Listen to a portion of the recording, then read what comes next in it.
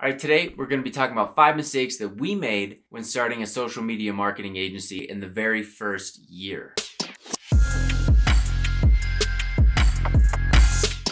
Hey everyone, Derek to Mike here with Two Guys Build a Biz, and you are in the right place because this channel is all about empowering and inspiring entrepreneurs to be their own boss and live their own life. So if you're looking to start, grow, or scale a social media marketing agency, you are in the right place because David and myself, we have helped hundreds of people scale to 6 and 7 figures with their business online. So with that being said, let's dive right into it. 5 years ago now, over 5 years ago, we started our SMMA, our social media marketing agency, and we've learned a lot, to say the least. So what did we learn in the first 5 years? Well, I'm gonna go over the top 5 mistakes that we made. And to be clear, this video isn't going to be a technical analysis on Facebook ads, Google ads, YouTube ads, LinkedIn, all the stuff that we go into in the SMMA blueprint.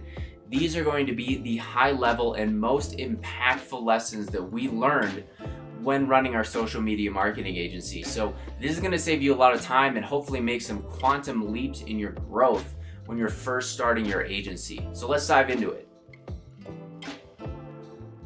Like many people, we had day jobs. We were running our social media marketing agency and working a 9-to-5. Only after about 2 weeks, we landed our very first client at $2,500 a month. We were running their ads, we were doing some of their day-to-day content and posting. We really honed in on their ideal customer, which at the time, this was a screen printing company, so they wanted to work with colleges, schools, sports teams, and really fulfill their jerseys and uniforms to scale their business and grow. Their goal was to double in the first year. So we identified that target, we ran strategic ads, and things were going really well, but something happened and something went wrong, which leads me to my very first lesson, which number 1 is communication.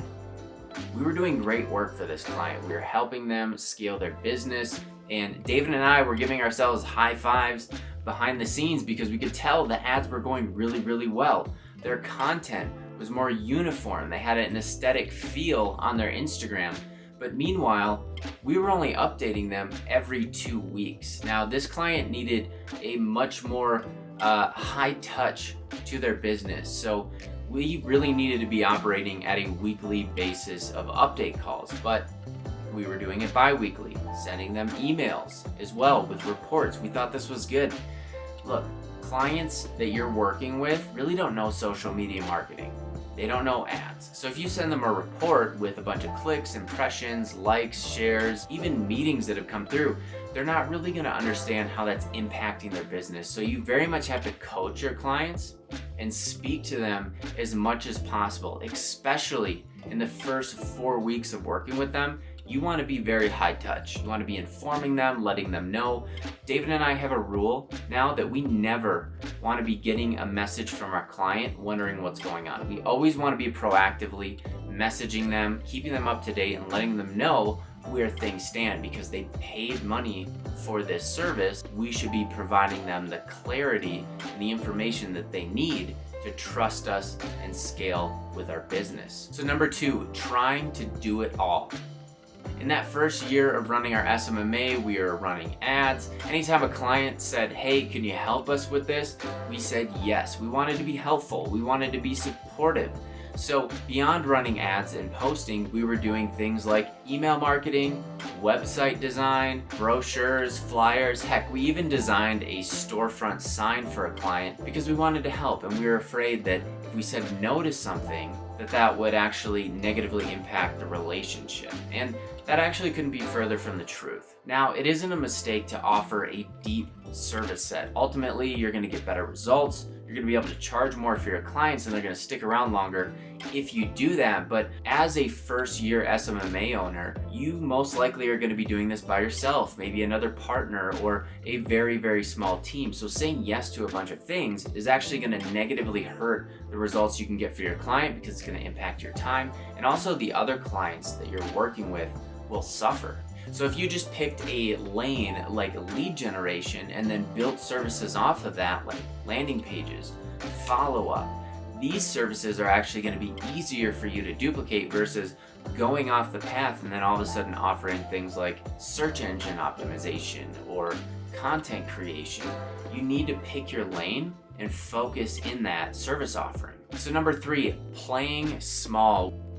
We lived here for way too long, and I think there's a lot of value when you first start out to offer discounted services or even offer free services to get to that case study, to get some experience, because that's very, very important. When I see people scale up to 6 or 7 figures, is hitting that case study, having results to say, hey, look at this.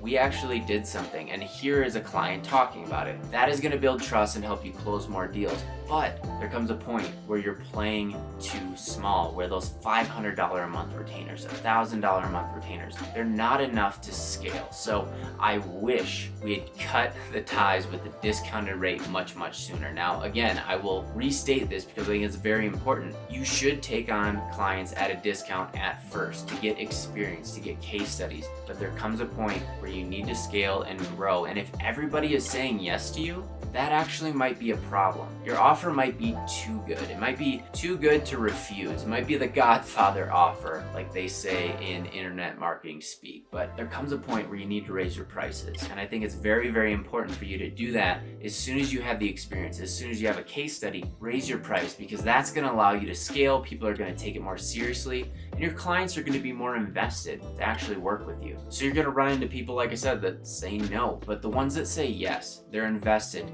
and they're providing the resources to you to actually scale and grow your agency, but really provide them better results, because you're going to have support. You're going to be able to do more things than you could as just a freelancer with these low retainers, and it's going to be much easier for you to scale beyond that owner operator to an actual CEO of your company. So number 4, trying to do everything yourself. Now, this is similar to number 2, but it's different. So we tried to offer every service offering possible. Like I mentioned, we were doing sales, we were managing the client relationships, and it was becoming a bit much. We didn't want to hire somebody at first because we wanted to keep the profits. We were very, very proud that our profit margins were over 90%, which is awesome.